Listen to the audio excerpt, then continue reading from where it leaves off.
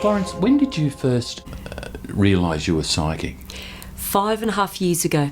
I'm pretty new to the mix. I look back now, and of course knowing what I know now, I can see that it was always there, but I didn't tap into it only 5.5 years ago, so very new to the mix. What about when you were a child? Do you remember anything from then? I look back now and I can say, yes, this happened and that happened, and I saw spirit and always had intuition, and now I can put all the dots together. But 5-6 years ago, if you'd have asked me, I would have said no, nothing, but yeah, now I can look back and say it was always there.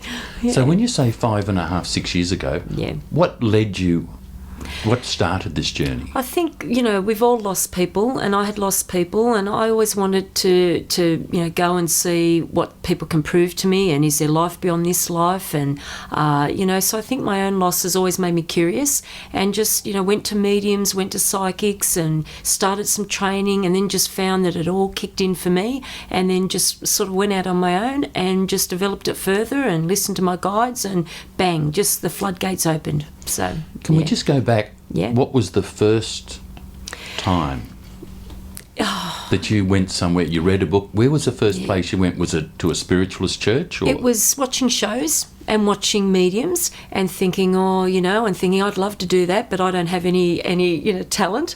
And then just, as I said, when I found out that, there is actually something there, just, it was really just a catalyst of my own questions and my own searching and my own, looking for answers, and just, believing in once I found that I could do it, believing in, I'm going to make this happen. And in 5 years, making it happen. So, yeah. How did you know it had happened? I think, when people walk away happy was the first thing that I thought, wow, there could be something there. But just really differentiating that all this information is coming from some other source other than my imagination, other than my mind, and being able to walk into a room and link into people and knowing things about them, and then hearing stories and kind of sitting back and thinking, and watching, having visions and premonitions, and then seeing them on TV, and I think that was a validation of Spirit's way to make me see that these validations are because what you're getting is true, and trust what you get, because why do you get a premonition of a catastrophe if you can't do anything about it? But I think it's their way to say your information is valid, true, you're getting it the right way, so therefore every other information you get will be the same. So, yeah. Florence, how do you know you're getting a vision? How are you seeing it? All different ways, and I think that's the beauty, that they use every little facet of a medium, of a psychic, and it can be in a vision, it can be like a movie screen reel playing in front of you. A lot of times it will be my own memories. If somebody I've lost, it can be a name that'll come up, so my loved one in spirit will come through. It can be a whisper in the ear. Most of all, it's a mind-to-mind process. That's how I get the momentum and keep it. If you're doing an audience, you don't want people to fall asleep, so you want to keep the momentum going. So the mind is a powerful one. It can come in a feeling, the clairsentient. If somebody passed from a heart attack, so I can get every, see, hear, smell. I can get the taste of an aneurysm because of blood in my mouth. So they will give you anything they can possibly use that you will recognise. So I'm whatever way it comes, I just accept it and acknowledge it, and that's usually the right way. So. Florence, because you went come in about, say, 5-6 years ago, what was the reaction to your family, or from your family? I think because I'm 50, most people went, and you only just discovered it now. Where was it before? So I think, but most, 99% have been very supportive. Very supportive. And I think we tap into, and I make it simple, and talk about intuition and gut feelings, and looking at somebody and knowing you don't like them before they even open their mouth. All those kind of things. Mother's intuition. All those kind of things. And everybody. So everybody. It's not so far of a reach when everybody has it. So that's how my family's all. Well, yeah, we got intuition, and what I love is, I've got cousins ringing up and saying, I've been following my gut instinct a little bit more, and I think that's music to my ears. So they've been wonderful, and my immediate family, absolute, wonderful. And to see the kids doing the same thing, through school, trusting their instincts and intuition. Doesn't mean they have to go and get crystal balls and read for people, but they're following their own instincts because of my lead, and that's great. It'll help them through life. So, yeah. Florence, we talk about psychic tools of trade. What are your tools of trade? I don't have anything. I don't, I teach psychometry. I don't have anything to do with the tarot cards. That's not my forte. But I just link in. It's a knowing, and it's just, I think it's a really good link with your guides and knowing how we work together when we're on, when we're off. And so I'm very, very lucky. And that enables me to do, phone readings. It enables me to do, if somebody came to me and mentioned a friend, they don't even have to mention the name, but they mention the problem, and I can link into that. So that's wonderful. I don't need to touch jewellery. I don't need to look at photos. I don't even need time to tap in. I'm very lucky that it comes very quickly, and I don't need anything to go with. So that's one of my fortes, and I'm very, very blessed to have that. People come to you that are skeptic. Yep. What happens in that situation? First of all, I honour that, because we need people to keep us all on our toes too, and our job is to prove to people, and give the validation. I don't ever try to change anybody's mind. I usually find that Spirit does all the work for me. If I say to Spirit, they don't believe in you, usually I get concrete information and pretty good validation straight away. And I've had many a skeptic, come and say, didn't believe at all, but there's no way you could have known that. And I go, don't give me the credit, it's them, But yeah, skeptic, and some people walk away, I'm sure, that still are skeptical, and that's fine. That's part of everybody's journey, But yeah, I think a lot of people are open to it, and that's all that I'm happy for. And even if they don't want to admit that, we might have touched on something, or we could be real, if they go away and they process their life, or they know their loved ones around us, they can still be skeptical, but at least we've done our job and they're connecting with their loved ones. And that's all that I'm about, empowering people and giving people proof that their loved ones haven't really left them. So skepticism's fine. Yeah. You've mentioned from time to time spirit guides.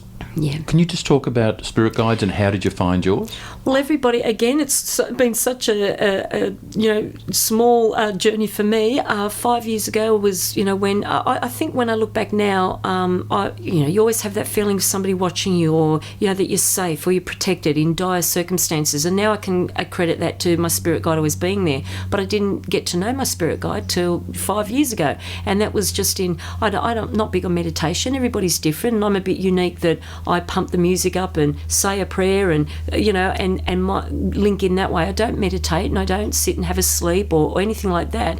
But my guide came to me in a quiet moment, and now I know every time I need him, he's there. And it's usually always somebody independent of blood.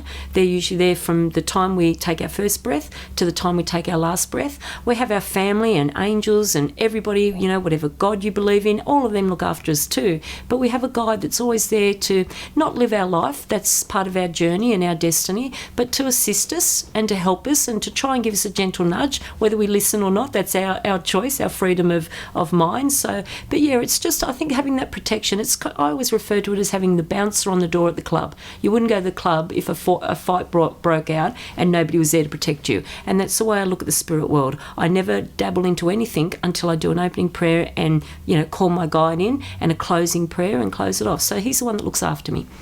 Yeah. Your guide's male? Yes. And a nationality, or?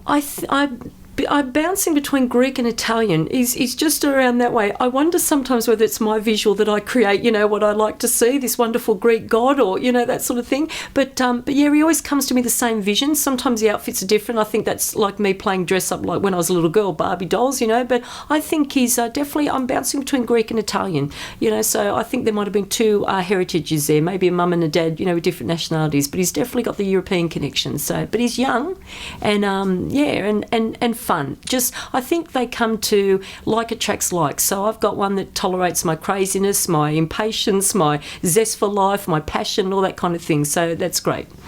Yeah. When people come to you for a reading, say someone's coming for the first time, what can they expect?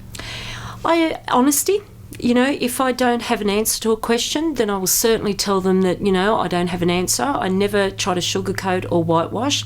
I always try never ever to give doom and gloom, and it frustrates me when people, leave worse off than when they entered. I want to make people happy. We don't usually have people sit in front of us that have won lotto. We have people that are, grieving, are lost, having romantic or financial hassles. So I like to empower them. I certainly don't want them to become dependent dependent on psychics. So, you know, I try to tell them that you've got all the answers within, and I just encourage that. I try never to make decisions for people because that's not my job. But what I try to do is make people feel that they're not alone, that their loved ones are there, that they have their own intuition and their own, you know, guidance to make things, choices, right choices. But for the main part is I try to uplift them, try to make them happy, try to, you know, make it a pleasant experience. And even if they find that I'm not to their liking, they appreciate the process and they believe in the process, and that's what it's all about. Just making people, we're all here to help each other. We all bleed the same, and just, you know, trying to make people happy. And I've had a lot of life experiences to be able to say,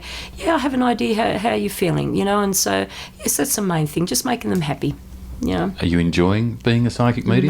Loving it. I'm so greedy, I can't get enough, and I'm always like, what's next? Absolutely love it. I'm so pleased to have found my niche. Where's it taking you? It's taken me beyond any expectation I ever had. I wanted to reach as many people as I possibly could and I think we all know our skills and our weaknesses, and my skill is platform mediumship, and I love meeting people. I love getting to, you know, wide audiences, but I think, you know, just inside myself too, now I never sort of questioned why things happened to me, but now I understand completely that I was meant to go through the things I went through to assist people, and that's all it's about, you know. But I think, you know, possibly there is stars in my eyes, but I want to be a star in the right way. I want people to say, you know, if people were to say there's 10 top mediums in the world, I would love it if my name was one of them. You know what I mean? Just to be the best that I could possibly be at my craft. Not better than anybody else, but yeah, I want to go as far as I possibly can. And you know, so just to have the stage, the radio, the TV, all the things that have happened to me is you know, a blessing. I keep flying under the radar thinking they'll say, no, we didn't mean all that for you, but I'm just thinking I'm enjoying it all. Loving it. Absolutely loving it. Yeah. And I think that shows. Thanks, yeah. Florence. Thank you.